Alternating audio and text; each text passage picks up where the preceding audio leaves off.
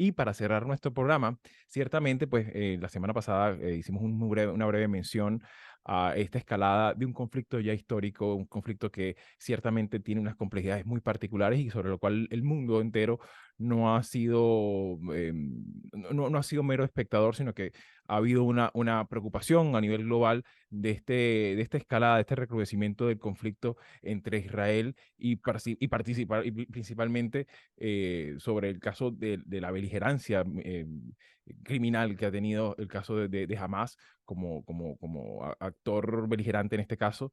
Y ciertamente, pues, esto no ha tenido su correlato en las expresiones a nivel diplomático de América Latina, y entre otros países, y sin embargo me gustaría examinar y pulsar un poco su apreciación, porque claro, vemos con cierta, es muy llamativo pues la disparidad tan grande de apreciaciones sobre un conflicto que ciertamente pues en lo que sí hay como cierta búsqueda general, pues es que se retome la negociación, se retome las resoluciones de Naciones Unidas, se tome nuevamente el canal diplomático la política con letras mayúsculas, ¿no? Y no la política de la fuerza, de la violencia, ¿no? Y en ese sentido me gustaría un poco tu apreciación general, Manolo, sobre todo que esto también incluso ha pasado, ha percolado a la política doméstica como llaman en España, el salseo entre oposición y gobierno.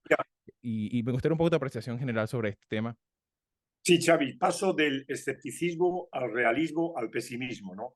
El pesimismo es, una vez más, el papel de Naciones Unidas, ¿no? Y el naufragio de Naciones Unidas, por otra parte, un conflicto, y este no es como el conflicto entre Rusia y Ucrania, Ucrania y Rusia, ¿no? Que puede tener una data más reciente, ¿no? Este es un conflicto que se extiende prácticamente, bueno, sin prácticamente, desde el momento en que nace Naciones Unidas. Es decir, es un conflicto que tiene 75 años. Desde 1948 este es un conflicto no resuelto.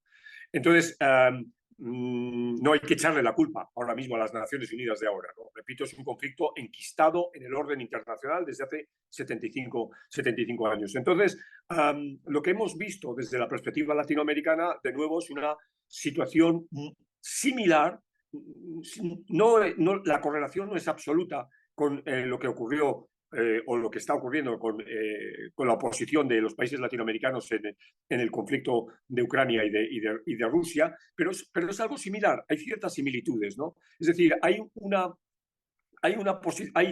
digamos, se dan las tres posiciones, ¿no? Una posición de clara condena y de alineamiento con Israel, hay una posición, diríamos, neutra, equidistante, y hay una posición de claro apoyo a la causa palestina, por consiguiente, de apoyo indirecto, no de una manera totalmente clara, explícita a Hamas, pero un apoyo indirecto por la condena a Israel. Y en ese sentido, yo creo que uno de los casos paradigmáticos es el caso de Colombia, ¿no? Probablemente Petro ha sido uno de los presidentes más beligerantes en este ámbito, y sobre todo en la tercera de las tres posiciones que estaba diciendo, y ahora mismo las relaciones entre Israel y Colombia y Israel están a punto de quebrarse, ¿no?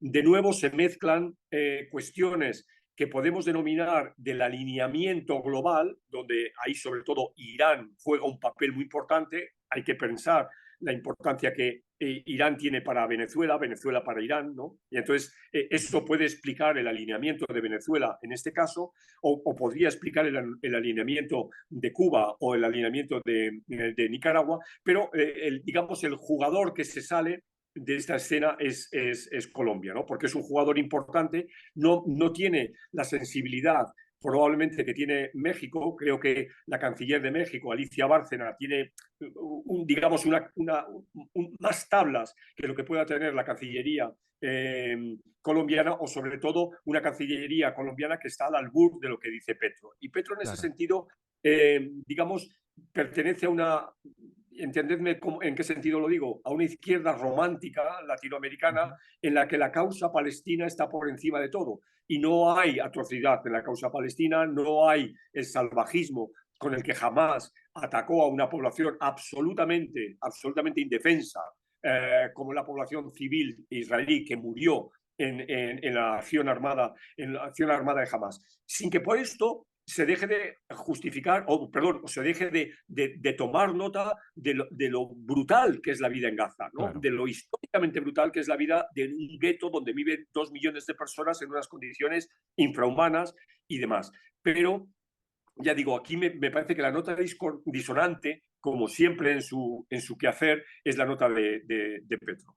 Claro, y en ese sentido, por supuesto, también es llamativo que, bueno, ciertamente, como bien han señalado, el estar, el reconocer el carácter criminal de la acción de Hamas, eso no equipara a la causa palestina, eso no debería equiparar a todo el Claro, pueblo palestino, exacto. sobre todo considerando incluso los palestinos que viven fuera de Palestina, los palestinos que viven en América Latina, los Exacto. israelíes que viven en América Latina. Incluso hay que considerar, no hace mucho se realizaron en la propia Jerusalén protestas en contra del propio Netanyahu. O sea, Netanyahu tampoco tiene toda la totalidad de la opinión pública, o sea, no representa la totalidad de la causa israelí. Sin embargo, es importante estas cosas porque, sobre todo, y me gustaría un poco también tu apreciación, Marisabel, también en el ámbito mediático se juega un frente de batalla muy duro, ¿no? Sobre todo los términos que se utilizan.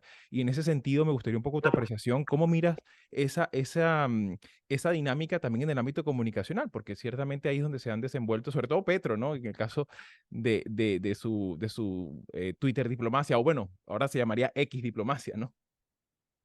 A Petro no le fue muy bien con esos comentarios, sobre todo porque después de que se recibió críticas en las redes sociales, él insistió en atacar a Israel. Y una cosa es Netanyahu, que hoy quizás está viviendo sus peores momentos desde el punto de vista de su aprobación de gestión. Si antes estaba mal, mucho se habla, al menos en las redes sociales que sigo, de israelíes, periodistas y analistas. em, Nadie da por sentado que él pueda sobrevivir a esta crisis porque se le culpa a él y a su gabinete y a sus militares, líderes militares de esta masacre. No es solamente Hamas, sino la vulnerabilidad y la indefensión de su gente. Pero Petro ha cometido un gravísimo error, tanto que tuvo que intentar retractarse. Después publicó un mensaje diciendo que los dos pueblos merecían la paz, pero el daño está hecho, porque aquí no se trata solamente de las relaciones diplomáticas.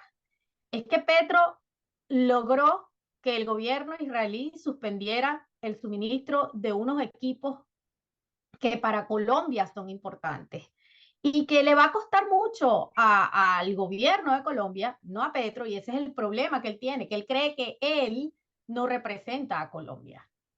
Y él como gobernante tiene que entender que no es un dirigente guerrillero y que él tiene que hablar por un país y los intereses de ese país. Y es lo que él, al parecer, no ha entendido, porque reconstruir la relación con ese gobierno le va a costar mucho.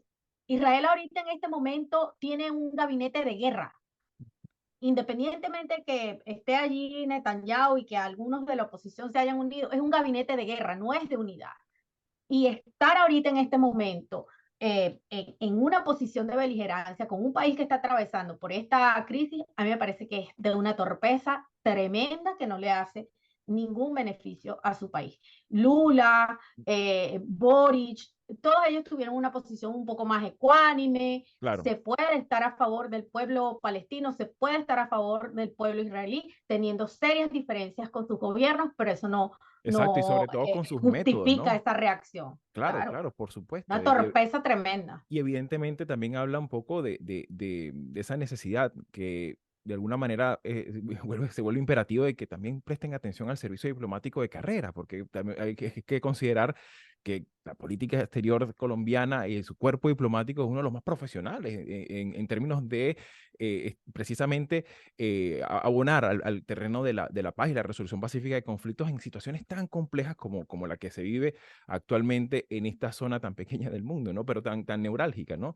Sin embargo, por supuesto, todo esto de alguna manera ha seguido su curso y bueno, esperamos también desde aquí, de Mirada Semanal, pues ciertamente nos sumamos a ese petitorio global, pues de que de alguna manera se vuelva a la política, de la política en mayúsculas, ¿no? ¿no? Y se retome la vía diplomática que precisamente va de resoluciones, de concesiones y no tanto de señalamientos, ¿no? Y en ese sentido, pues por supuesto, estaremos muy atentos a lo que vaya ocurriendo.